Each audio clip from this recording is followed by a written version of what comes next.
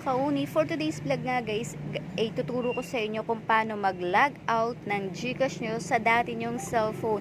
Kasi ito yung bagong update ni GCash guys. Kailangan yung i-log out muna yung GCash nyo sa dati nyong phone para makapag-login kayo sa ibang phone. So yan, maraming nahihirapan yan. Ituturo ko muna kung paano nila-log out or unregistered yung GCash nyo sa dati nyong cellphone. So ngayon syempre pupunta muna tayo sa ating GCash account.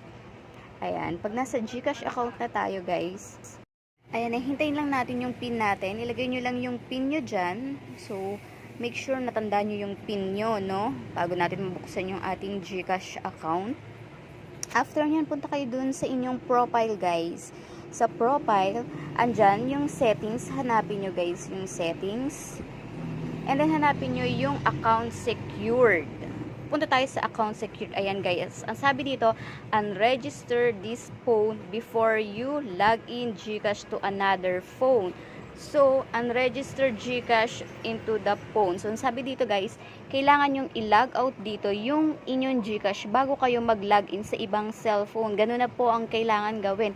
Dati is nagagawa nating mag-log in sa other cellphone kahit naka-login pa dito. Ngayon, bawal na siya guys. So, paano naman siya ma-log out? So, guys, makikita nyo dito yung naka-login sa akin. Ito yung Oppo F11 Pro. So, ang gagawin nyo dyan, guys, is meron dyang arrow. I-click nyo lang yung arrow and then makikita nyo, unregistered phone. Iyan lang po yung i-click nyo para ma-log out dito sa dati nyong gamit na cellphone yung GCash nyo. At kapag na-log out nyo na yan, guys, pwede na kayong mag-install ng GCash sa other cellphone at malalagin nyo na doon yung inyong bagong GCash account. So, ganun po ang kailangan yung gawin. Tandaan, hindi kayo pwede mag-login sa other cellphone hanggat hindi kayo naka-log out sa dati nyong lumang cellphone. So, kaya kailangan guys, is i-log out nyo muna yung GCash nyo sa lumang cellphone bago kayo mag-log in sa other cellphone. So, ganun na po yung bagong update ni GCash para makalagin kayo. Yun lang. Thank you for watching.